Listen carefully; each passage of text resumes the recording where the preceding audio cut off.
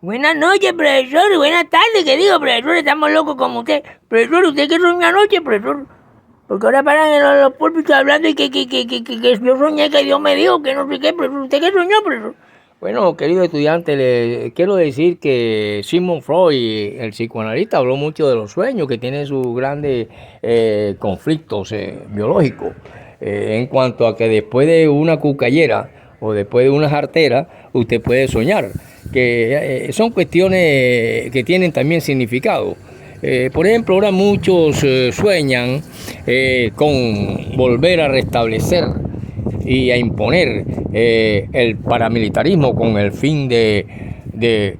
mantener escueto y ocultos toda la cantidad de delitos que se han tenido en los gobiernos anteriores que han apoyado a esta cuestión. Por eso soñamos y había un sueño, un cortejo fúnebre, habían carrozas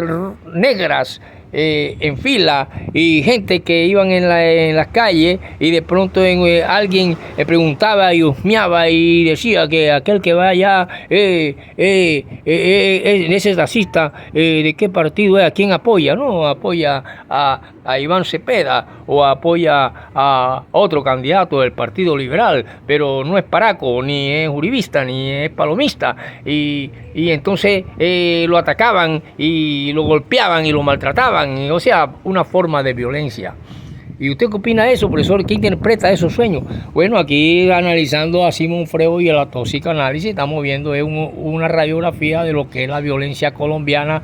que proviene desde tiempos atrás, después, incluso antes del nacimiento de la Alianza Nacional Popular, cuando aquellas cuestiones en que un Guillermo León Valencia en el año 62 al 66 en su política quiso acabar con el Ejército Nacional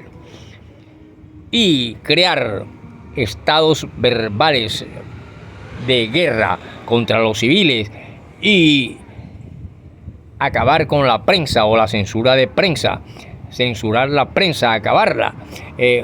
Y hubieron tantas persecuciones y cuestiones que recrudecían la violencia, el despido de más de 30.000 a 60.000 trabajadores en un momentico, y eso nos hacía ver que la violencia en Colombia, que proviene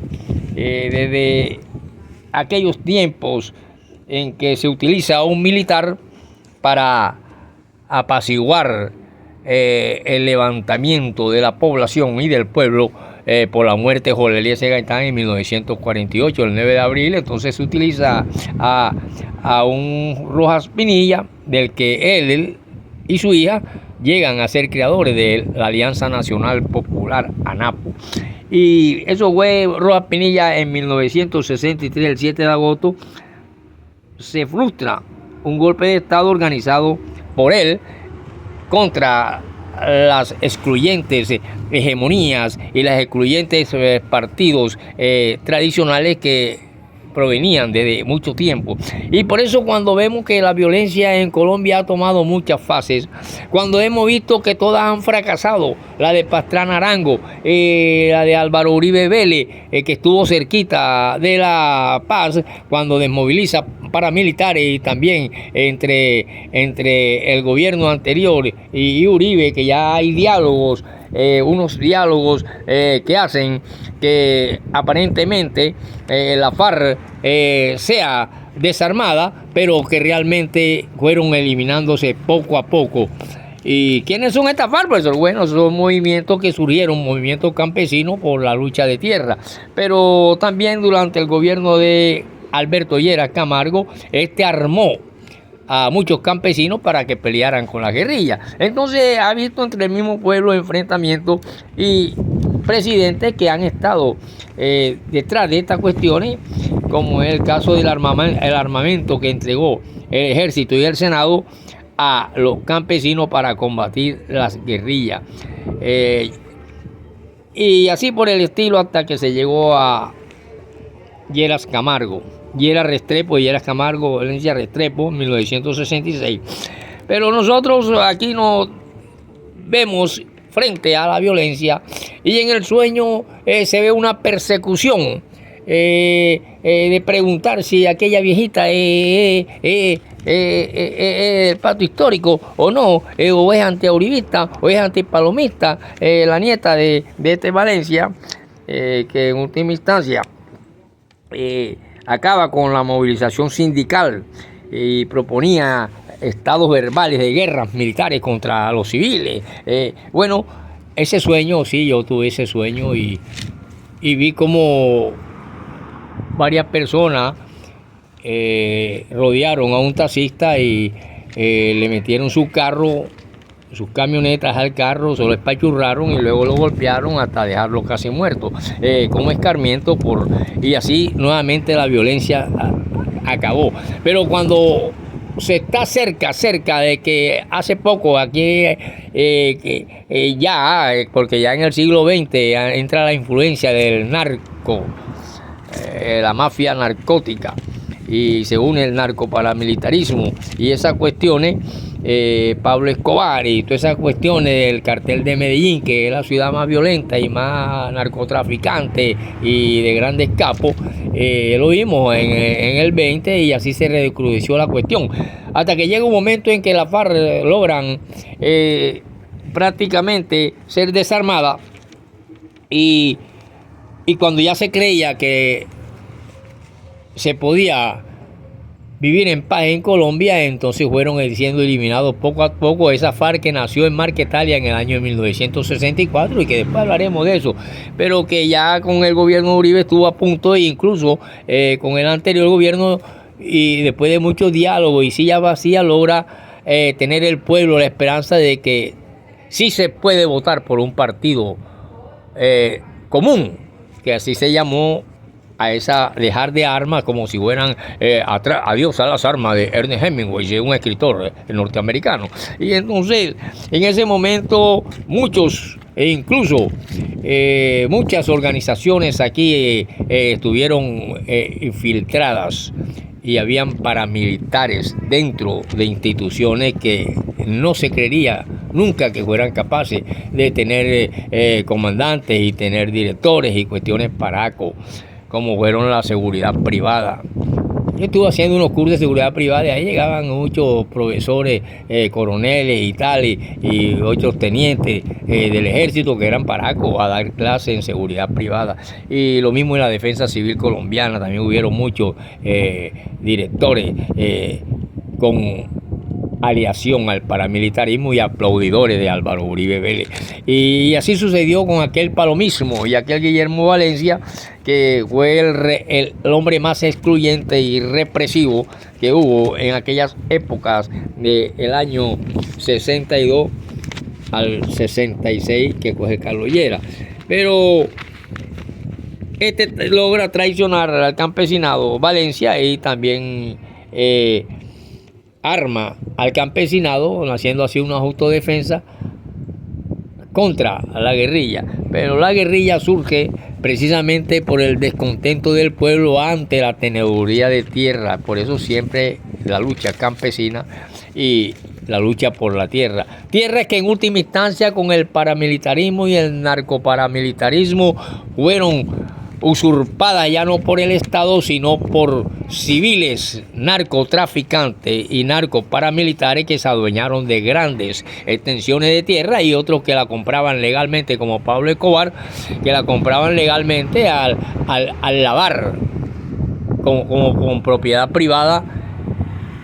el usufructo de la cocaína y de la droga que se metía a Estados Unidos. Entonces así, por eso es que nacen tantas leyendas de que cuando fue gobernador fulano de tal en Medellín le sirvieron las pistas a Pablo Escobar, y entonces viene una cantidad de cosas que tienen a este hombre que ha sido un político que en determinado momento hizo lo que tenía que hacer, y que él dice que a espalda de él se han cometido muchos crímenes y cosas, pero que está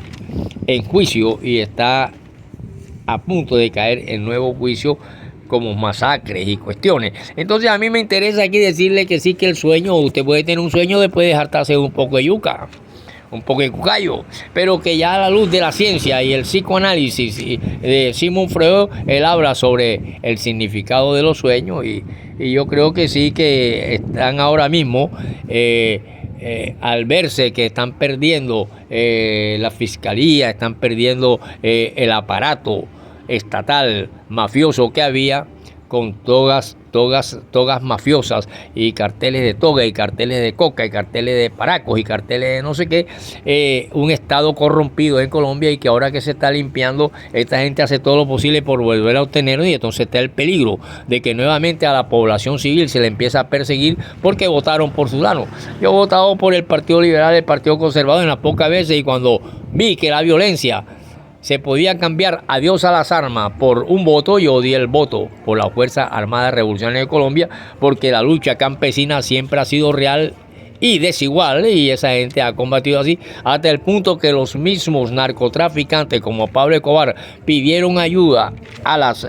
guerrillas para que los protegieran, porque ya estaban siendo muy perseguidos después de la muerte del ministro Lara Bonilla. Ya hubo una persecución contra este hombre y él pidió ayuda, fue a la guerrilla, irse al monte, a la selva, vestirse de guerrillero. De tal manera que los sueños los podemos interpretar así en estos momentos históricos, que en la antigüedad interpretaban que era un Nabucodonosor, que era que tenía que los pies de hierro y tenía no sé qué, y era el imperio tal y era el imperio no sé qué, pero hoy en día el imperio norteamericano, el terrorista norteamericano, que hoy en día su presidente prepotente se ha visto arrodillado por la China comunista, que no es ningún demonio sino un sistema económico, y se ha tomado foto con la bandera del Partido Comunista, porque la bandera de Estados Unidos la fabrican en China. Ya ni siquiera los trabajadores fueron desplazados, las manufacturas y trabajadores, por la clase dominante aristocrática de Estados Unidos, que es lo que tiene que en tanto desempleo y cuestiones y fuera de inmigrantes, que eran los que trabajaban, esté en una bancarrota de Estados Unidos, haga todo lo posible por meter su terrorismo en los partidos, en los países suramericanos, y así secuestrar y así matar y tratar de quitar del poder a la gente. Aquí hubo en aquellas épocas cuando se peleaban por la imagen, se peleaba por la mejor foto, un militar de apellido Novoa,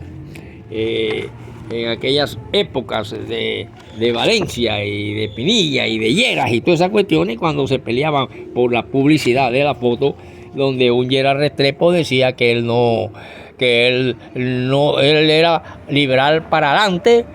y no liberal para atrás, y así se peleaban y se decían cosas esta gente, hasta el día de hoy, que nosotros estamos viendo que hay el gran peligro de que estos gobiernos netamente fratricidas que han visto se vean obligados o quieran tomar nuevamente el poder, después que han pasado tantas cosas en esta Colombia y que pasaron durante el gobierno de Guillermo León Valencia, donde la República Independiente, cuando era en 1961 el senador Álvaro Gómez Hurtado, difundió la idea de que en Colombia existían otros estados